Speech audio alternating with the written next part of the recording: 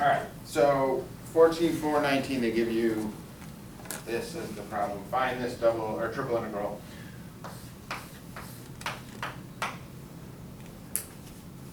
Oh, lost. There's x dv, where q is in the first octet.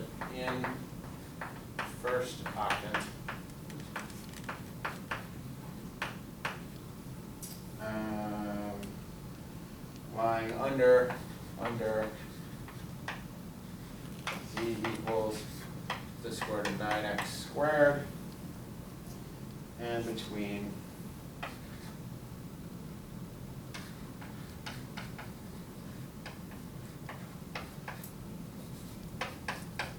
y equals 0 and y equals 4. Alright.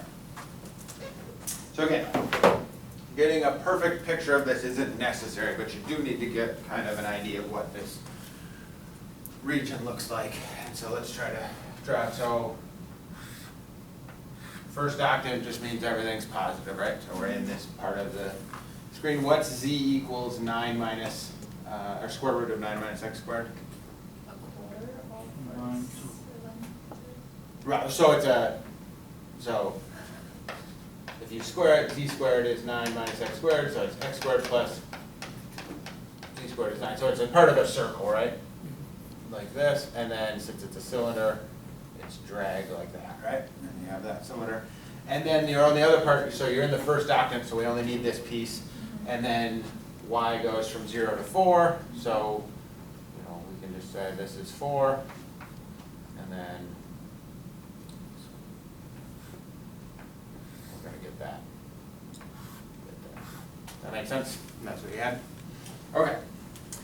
So maybe we can try setting this up two ways just for practice, because I think this is a good one. The way it's written, right, the top of this is z equals the square root of 9 minus x squared, and I think you can just compute the integral that way.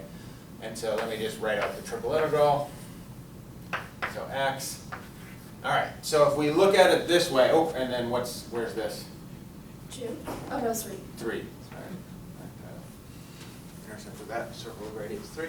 So if you do this and you do z first, where does z go from?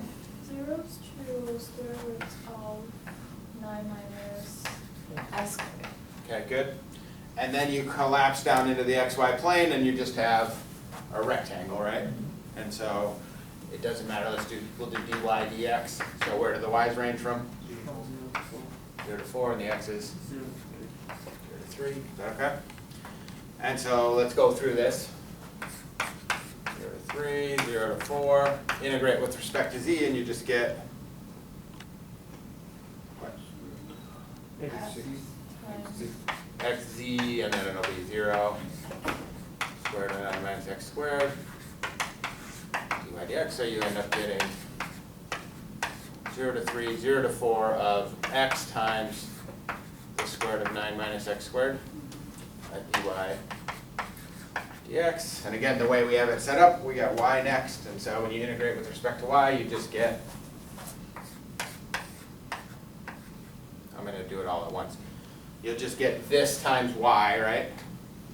And then you plug in 4 and 0, so you should end up with just 4x square root of 9 minus x squared dx. Is that okay? All right, and then however you want to do this, let's just do the substitution. U equals 9 minus x squared, du is negative 2x dx. So move up here. We end up getting what? Negative 2. Square root of u and then negative 2, right? That makes sense? And then du, and if we just go ahead and change the bounds, what do they become? 9 and 0. Is that okay? And so now integrate negative 2, I'll just write it out, u to the 3 halves divided by 3 halves, right? 9 and 0, so you plug in 0, you get 0. You plug in 9, let's just clean it up. So you'll get minus the negative, so we should get what, 4/3, and then 9 to the 3 halves, is that okay? And, well, that's what, 27, so 36, I guess, should be your. Yep. Okay. Okay, so let's maybe not do the whole integral, but what if instead of the order that I had you go in there, let's try to set it up if we did,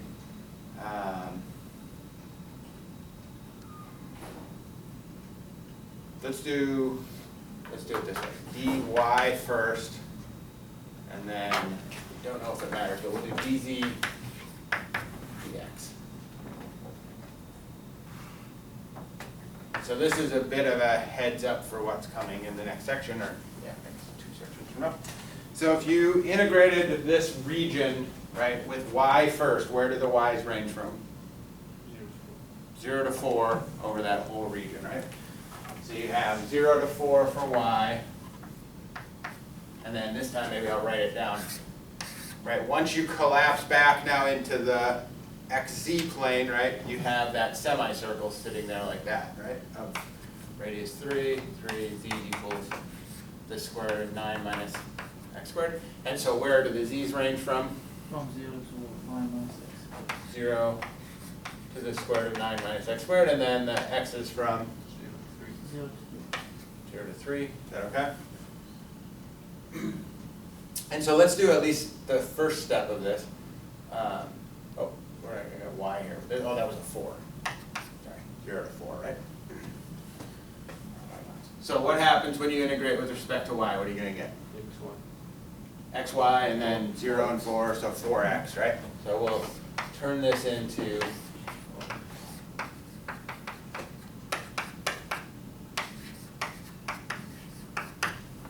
get that.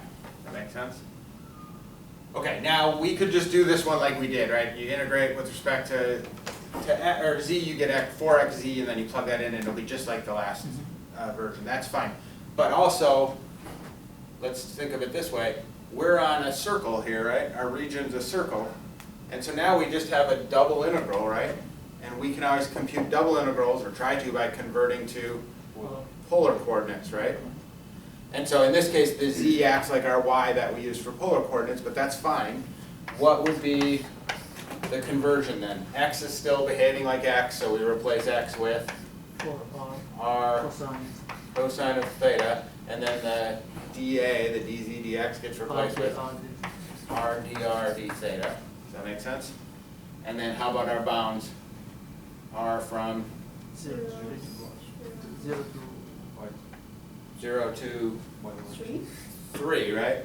0 till you hit the edge, and then the angle from 0 to pi, right? Does that make sense? And now we just have this guy. I guess I said I wasn't going to finish it, but I will. I'll do it quickly though.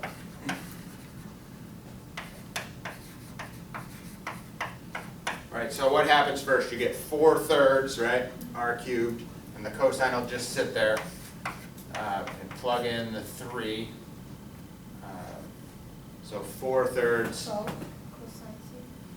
will be 4/3 r cubed, right? So when 3 goes in, that'll be 36, right? So that's promising. It looks like our last answer. All right, and now integrate that. 36 sine. There's that 36. Does that make sense? And so, depending on the function that was involved, this might be a better approach, right? In this case, I think either way is just about as easy. But the point is that if you collapse down to 2 variables, well, then you can access anything you've done before, right? So if you see any circular region in one direction or another, it might make sense to integrate, collapse down to that circle, and then convert over to polar coordinates. Does that make sense? And so in 14.5, we introduced cylindrical coordinates. That's essentially what that does, right? You treat the z's in one way, and then you collapse to polar coordinates in the x and y version. And so, we'll come back to that in a bit. Any other questions, homework wise?